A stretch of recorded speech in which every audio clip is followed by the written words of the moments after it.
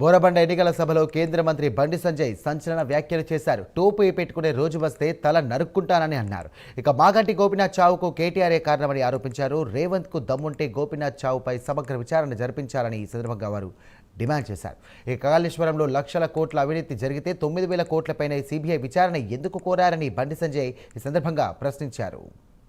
Party అభ్యర్థి టోపీ పెట్టుకున్నాడు, ముఖ్యమంత్రి టోపీ పెట్టుకున్నాడు, అటు పక్కన అజరుతున్నాడు, అడిగి నవ్వుతాడు.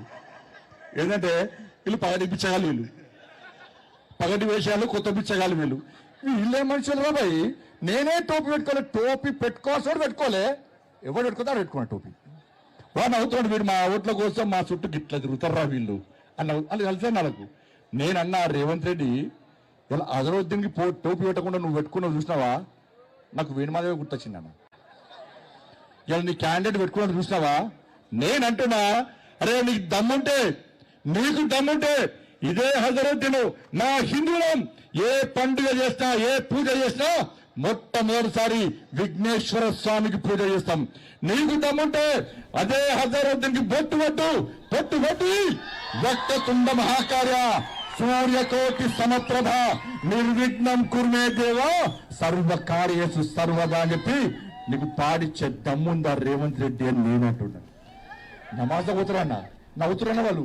వీళ్ళు ఏందో పోయి రంజాన్ రాగానే ఎన్నికలు రాగానే ఊరికే మా మసలకు వచ్చి నమాజ్ చేస్తారు, ఇఫ్తార్ విందులు మాకంటే ఎక్కువ వీళ్ళే ఇఫ్తార్ విందులు. ఇవాళ భాగ్యలక్ష్మి గుడి ఉందన్న, భాగ్యలక్ష్మి గుడి ఉందన్న పాత బస్తీలో. ఏ రోజైనా ఓవైసీ గాని అక్బరుద్దీన్ ఓవైసీ గాని అసదుద్దీన్ ఓవైసీ గాని ఏ రోజైనా దర్శనం చేసుకున్నాడా, ఏ రోజైనా కొబ్బరికాయ కొట్టిండా, ఏ రోజన్నా హారతి ఇచ్చిందా? ఇలా రేవంత్ రెడ్డి ఆలోచించి చెప్పాలి.